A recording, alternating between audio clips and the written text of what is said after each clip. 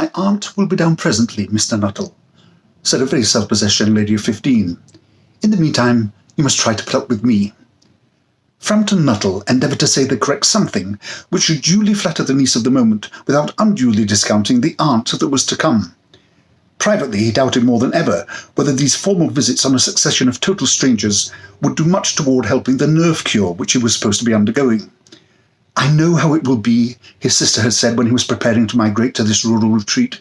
"You will bury yourself away down there and not speak to a living soul, and your nerves will be worse than ever with moping. I shall just give you letters of introduction to all the people I know there. Some of them, as far as I can remember, were quite nice." Frampton wondered whether Mrs. Sappleton, the lady to whom he was presenting one of the letters of introduction, came into the nice division. "Do you know many of the people round here?" asked the niece, when she judged that they had had sufficient silent communion.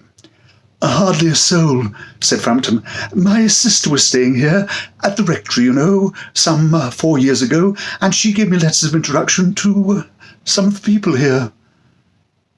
He made this last statement in a tone of distinct regret. "Then you know practically nothing about my aunt?" pursued the self-possessed young lady.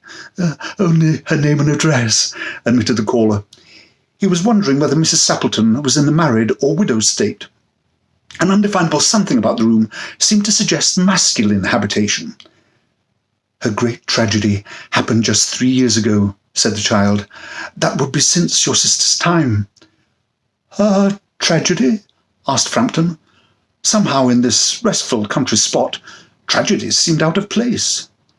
"You may wonder why we keep that window wide open on an October afternoon," said the niece, indicating a large French window that opened onto a lawn.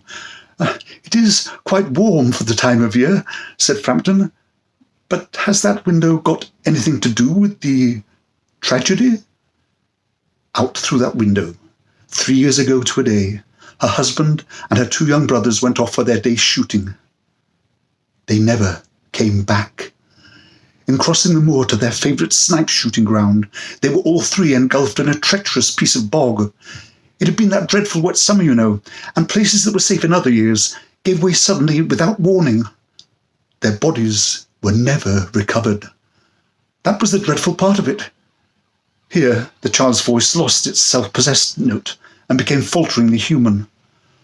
"Poor aunt always thinks that they will come back some day. They and the little brown spaniel that was lost with them, and walk in at that window just as they used to do. That is why the window is kept open every evening till it is quite dusk. Poor dear aunt, she has often told me how they went out, her husband with his white waterproof coat over his arm, and Ronnie, her youngest brother, singing 'Bertie, why do you bound?' as he always did to tease her, because she said it got on her nerves. Do you know, sometimes, on still, quiet evenings like this, I almost get a creepy feeling that they will all walk in through that window." She broke off with a little shudder. It was a relief to Frampton when the aunt bustled into the room with a whirl of apologies for being late in making her appearance. "I hope Vera has been amusing you," she said. "She has been very interesting," said Frampton. "I hope you don't mind the open window," said Mrs. Sappleton briskly. "My husband and brothers will be home directly from shooting, and they always come in this way. They've been out for snipe in the marshes today, so they'll make a fine mess over my poor carpets. So like you menfolk, isn't it?" She rattled on cheerfully about the shooting and the scarcity of birds, and the prospects for duck in the winter. To Frampton, it was all purely horrible. He made a desperate but only partially successful effort to turn the talk onto a less ghastly topic. He was conscious that his hostess was giving him only a fragment of her attention, and her eyes were constantly straying past him to the open window and the lawn beyond. It was certainly an unfortunate coincidence that he should have paid his visit on this tragic anniversary. "The doctors agree in ordering me complete rest, an absence of mental excitement and avoidance of anything in the nature of violent physical exercise," announced Frampton, who laboured under the tolerably widespread delusion that total strangers and chance acquaintances are hungry for the least detail of one's ailments and infirmities, their cause and cure. "On the matter of diet, they are not so much in agreement," he continued. "No," said Mrs. Sappleton, in a voice which only replaced a yawn at the last moment. Then she suddenly brightened into alert attention, but not to what Frampton was saying. "Here they are at last," she cried, "just in time for tea, and don't they look as if they were muddy up to the eyes?" Frampton shivered slightly and turned toward the niece with a look intended to convey sympathetic comprehension. The child was staring out through the open window with dazed horror in her eyes. In a chill shock of nameless fear, Frampton swung round in his seat and looked in the same direction. In the deepening twilight, 3 figures were walking across the lawn toward the window. They all carried guns under their arms, and one of them was additionally burdened with a white coat hung over his shoulders. A tired brown spaniel kept close at their heels.